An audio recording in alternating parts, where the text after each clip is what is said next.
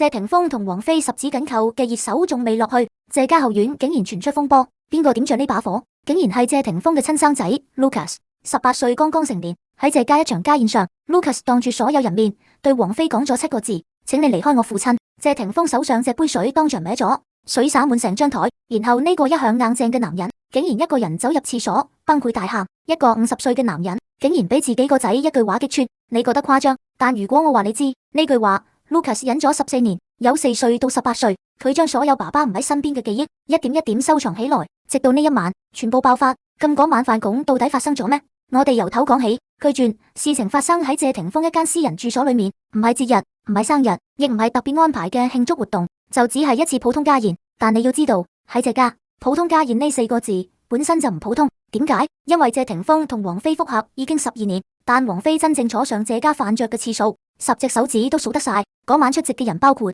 謝霆鋒、王菲、Lucas、Quintus 以及謝霆鋒媽媽狄波拉。據傳張柏芝冇出現，謝賢亦都冇出現。你睇下呢個陣容，其實就係謝霆鋒想做一件事，希望王菲可以真正融入自己家庭。復合12年，兩個人感情一直穩定，但王菲始終好似停留喺謝霆鋒嘅私人世界之外，未真正進入謝家核心。所以謝霆鋒想推一把，佢希望自己生命裏面最重要嘅2部分，一個係心愛嘅女人，一個係自己血脈相連嘅仔，可以坐埋一齊食飯傾下偈，真正成為一家人。呢個想法本身其實冇錯，一個男人想將自己愛嘅人同自己嘅孩子拉近距離，有咩問題？但謝霆鋒低估咗一件事 ，Lucas 已經唔係4、5歲嘅小朋友，佢18歲，成年人有自己嘅判斷，有自己嘅立場，亦都有自己壓抑咗多年嘅情緒。更加重要嘅係，佢已經有能力講出自己心入面嘅話。你試下想象，一個4歲小朋友，父母離婚，佢可以講咩？可能連離婚2個字都未識寫。但一個18歲少年，佢可以表達，佢可以拒絕，甚至可以面對父親心愛嘅女人講：請你離開我父親。反去嗰晚飯桌，據傳飯食到一半，氣氛表面上仲算和平，但其實只係客氣。而呢種客氣，有時候比爭吵更加難受，因為每個人心裏面都有一句未講出口嘅話。王菲都有主動同 Lucas 傾偈，問佢喺澳洲讀書習唔習慣，音樂專業準備向邊方面發展，生活適應得點？聽落好正常，一個長輩關心後輩，問學業，問生活，完全冇問題。但問題係 Lucas 嘅反應一直都好冷淡，唔係無禮，而係一種保持距離嘅冷淡。王菲問一句 ，Lucas 答幾個字，幾好，還可以，就咁，唔延伸，唔主動，亦都唔笑。每一個回答好似一道牆，就算王菲再會唱歌，都唱唔穿呢道牆。然後轉折出現，據傳王菲隨口問咗一句：你媽媽最近點啊？聽落好普通，但放喺當時嗰個環境裏面，呢句話卻變得非常微妙。你試下想，一個12年都冇真正走入你生活嘅人，突然坐喺你面前問你媽媽最近好嗎？你會有什麼感覺？尤其佢講嘅唔係媽媽，而係你媽，2個字之間，距離咁一下就出來。據傳 Lucas 當時慢慢放低筷子，唔係拍台，唔係發脾氣，而係輕輕放低，但嗰個動作好堅定，筷子碰到碗邊，嗒一聲，然後佢抬起頭望住王菲，冇避開，冇閃縮，四目相對，然後當住所有人面講出一句話，聲音唔大，但每一個字都聽得清清楚楚。請你離開我父親。成間屋瞬間靜晒，嗰種靜唔係普通嘅安靜，而係好似有一樣嘢突然碎咗。據傳謝霆鋒當時正準備倒水，手一震，杯裏面嘅水直接灑咗落張飯桌，但佢冇第一時間去抹，只係呆咗喺度望住 Lucas， 嘴唇屈咗一下，但一句話都講唔出口。水沿住桌邊一路滴落地下，滴滴，但冇人理，因為所有人嘅注意力都喺呢句話上面。而王菲當時嘅表情更加唔使講，佢係王菲娛樂圈幾十年嘅傳奇人物，咩場面未見過？頒獎禮上有人搶鏡，記者會上面對尖銳問題，演唱會上遇到各種突發情況，呢啲場面佢都可以保持冷靜。但可能佢從來冇遇過一種情況，被自己愛人嘅仔當住面叫離開，而且對方唔係大吵大鬧，唔係情緒失控，而係用一種平靜到令人無法反駁嘅語氣講出來。據傳謝霆鋒之後慢慢企起身，冇解釋，冇責怪 Lucas， 亦冇安慰王菲，一句話都冇講，直接離開飯廳，行入廁所，關上門。過咗一陣，裏面傳出聲音，唔係出嘢，唔係撞門，而係一個男人壓低聲音，但再都忍唔住嘅哭聲，成年男人嘅哭聲。你有冇想過，一個喺舞台上面可以瘋狂嘶吼嘅男人，一個拍戲受傷都唔出聲嘅男人，一個一直被外界認為堅強、叛逆、硬淨嘅男人，竟然會躲喺廁所裏面喊？謝霆鋒呢3個字代表過咩？代表年輕時嘅不羈，代表唔服輸，代表永遠唔低頭。佢幾時會喺人前流眼淚？幾乎冇。但嗰一晚，據傳佢哭咗，因為佢突然發現一個問題，呢個問題比過去20年面對過嘅感情風波更加痛。佢一直以為自己努力補償，自己努力修復，自己陪 Lucas 去旅行，帶佢去滑雪，帶佢睇世界，喺演唱會上留最特別嘅位置，做盡一個爸爸可以做嘅事情，就可以將過去缺失嘅歲月慢慢補返。但 Lucas 一句話令佢發現，可能一切都冇想象中簡單，因為對於一個孩子嚟講，你錯過嘅唔係一次旅行，唔係一場活動，而係成長過程裏面每一個需要爸爸出現嘅瞬間。謝霆鋒以為自己係修復關係，但 Lucas 可能告訴佢，爸爸，你修復嘅只係你自己覺得重要嘅部分，真正嘅傷口一直都喺度。咁你可能會問 Lucas 點解會有咁大反應？一個18歲嘅年輕人點解咁當住父親面對王菲講出呢句話？答案要返到14年前，唔係為了翻舊賬，而係想知道呢一句話之前到底累積咗幾多東西。時間返到2011年，謝霆鋒同張柏芝離婚，當時 Lucas 只有4歲，細仔 Quintus 更加只有1歲幾。4歲係一個咩概念？剛剛開始明白，爸爸係爸爸，媽媽係媽媽，家庭係一個完整嘅概念。但就喺呢個時候，呢個家突然散咗。離婚之後 ，Lucas 跟住媽媽張柏芝生活，張柏芝帶住2個仔離開這家。嗰一年 ，Lucas 仲讀緊幼兒園，每日背住小書包，媽媽送佢返學。放學時間，其他小朋友有爸爸接，但 Lucas 冇。佢有冇問過爸爸去咗邊？可能問過，但後來唔再問，因為小朋友慢慢會明白，有啲問題問咗都未必有答案。由2011年到2018年，7年時間 ，Lucas 由4歲成長到11歲，而呢7年裏面，謝霆鋒做緊咩？拍電影、逆戰、消失的子彈、一代宗師、救火英雄，一部接一部，開公司、做節目、拍12道鋒味，世界各地飛，佢忙，真係好忙。但問題係，對於一個孩子嚟講，忙呢2個字解釋唔到爸爸點解唔出現。媒體曾經形容謝霆鋒缺席的父親，呢句話好傷，但亦因為好多時候現實就擺喺眼前。Lucas 成長最重要嘅幾年，爸爸角色確實經常唔喺身邊。有一次 ，Lucas 細個發高燒，燒到40度，張柏芝半夜3點，一個人抱住仔去醫院，醫院走廊入面陪咗1晚。而謝霆鋒當時喺外地拍戲，佢唔係完全唔知道，但工作、劇組安排令佢無法即時趕返去。對一個成年人嚟講，呢個可能係現實，但對一個小朋友嚟講，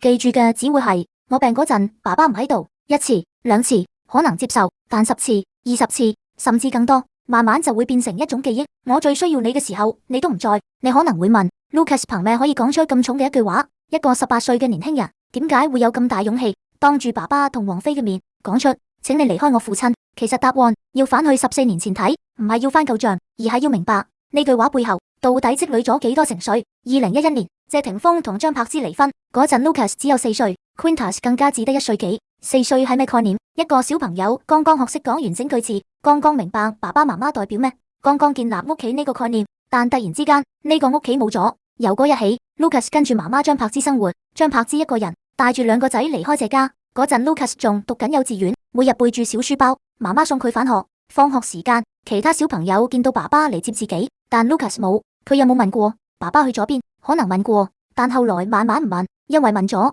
都未必有答案。由2011年到2018年，7年時間 ，Lucas 有4歲，長到11歲。呢7年裏面，謝霆鋒做緊咩？拍戲、逆戰、消失的子彈、一代宗師、救火英雄，一套接一套，同時又搞事業、經營公司、拍節目12道鋒味，成日全球飛。佢忙，真係好忙。但問題係，一個父親再忙，對於一個小朋友嚟講，感受到嘅只有一件事：你唔喺度。媒體曾經形容謝霆鋒缺席的父親，呢句話好傷，但點解多人會咁講？因為喺 Lucas 成長最重要嘅階段，爸爸確實經常缺席。例如有一次 ，Lucas 細個發高燒，燒到40度，凌晨3點，張柏芝一個人抱住兒子去急症，醫院走廊入面陪住佢坐咗1晚。嗰晚謝霆鋒喺邊？喺橫店拍戲，佢唔係唔知道，但因為工作，佢返唔到。對於成年人嚟講，工作走不開，可以理解，但對於一個小朋友嚟講，記住嘅可能只有一句：我病嗰陣，爸爸唔喺度。1次2次可能冇事，但10次8次，甚至好多年，呢啲記憶會慢慢變成一個固定印象。2012年 ，Lucas 第一次返小學，開學第1日，張柏芝送佢，爸爸冇出現。2013年 ，Lucas 參加學校運動會，跑第3名，拎到獎牌，終點線上抱住佢影相嘅依然係媽媽，爸爸冇出現。2014年 ，Lucas 幼稚園畢業表演，佢扮小王子，媽媽坐第1排，全程錄像，爸爸依然冇出現。我要強調一下，呢度唔係話謝霆鋒一定係壞爸爸。亦唔係否定佢之後做過嘅努力，只係講一個事實。喺 Lucas 人生最初嗰10年，父親這個角色曾經係一個經常缺席嘅存在。然後到2019年前後，情況開始改變，謝霆鋒開始努力補返，帶 Lucas 去旅行、去滑雪、去玩卡丁車，帶佢體驗各種活動，甚至邀請 Lucas 參與自己演唱會相關工作。慢慢地，父子關係開始緩和 ，Lucas 同 Quintus 亦開始公開支持爸爸去謝霆鋒演唱會，坐喺 VIP 位置。Lucas 喺台下舉手機影爸爸。謝霆鋒喺台上唱歌嗰個畫面，好多網友都覺得終於和解啦，終於一家人返嚟啦。但所有人忽略咗一個問題：2025年 Lucas 18歲成人禮，對於一個男仔嚟講，18歲代表我成年啦，爸爸可以同兒子坐低飲杯酒，講一句以後你要自己承擔人生。呢個時刻其實好重要。但據傳謝霆鋒當日冇出現，而同一時間佢出席咗王菲演唱會相關活動。消息曝光之後，外界開始討論，你可能覺得18歲啦，應該成熟啦，唔會計較呢啲啦。但其實唔一定，因為對於一個由細到大一直等爸爸出現嘅孩子來說，成年禮可能唔係一個儀式，而係一個答案。答案係爸爸，你心裏面我排第幾？Lucas 一直冇公開講過咩？佢冇罵爸爸，